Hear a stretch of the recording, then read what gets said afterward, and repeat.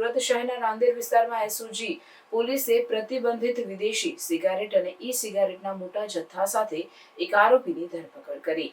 મેરુલક્ષ્મી એપાર્ટમેન્ટમાં આવેલ ગોડાઉનમાં દરોડા દરમિયાન પોલીસે કુલ 36.58 લાખ રૂપિયાના મુદ્દામાલ સાથે નઝીર જાવેદ શેખ ઉંમર વર્ષ 33ને ઝડપી પાડ્યો. આ જથ્થામાં 296 ફ્લેવર્ડ ઈ સિગારેટ અને 7,960 વિદેશી બ્રાન્ડની સિગારેટનો સમાવેશ થાય છે, જેમાં SSE, માર્લબોરો, ડનહિલ જેવી બ્રાન્ડ્સની સિગારેટો છે, જે પર હેલ્થ વોર્નિંગનો અભાવ છે. પોલીસ તપાસમાં જાણવા મળ્યું છે કે આરોપી નઝીર શેખ મુંબઈથી ટ્રાવેલ એજન્સીઓ અને કુરિયર સેવાઓ દ્વારા પ્રતિબંધિત ઉત્પાદનો સુરતમાં લાવતો હતો. પછી તે આ ઉત્પાદનો અલથાણ, વેસુ, સિટીલાઇટ, પીપલુડ અને અડાજણ જેવા શહેરના ઉચ્ચ વર્ગીય વિસ્તારોમાં વિતરણ કરતો હતો.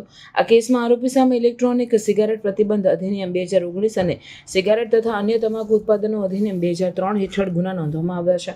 આ ઓપરેશન સુરત પોલીસના no drugs in Surat city અભિયાનનો ભાગ છે, જે શહેરમાં નશીલા પદાર્થોના વેચાણ અને વિતરણને રોકવા માટે ચલાવવામાં આવી રહ્યું છે.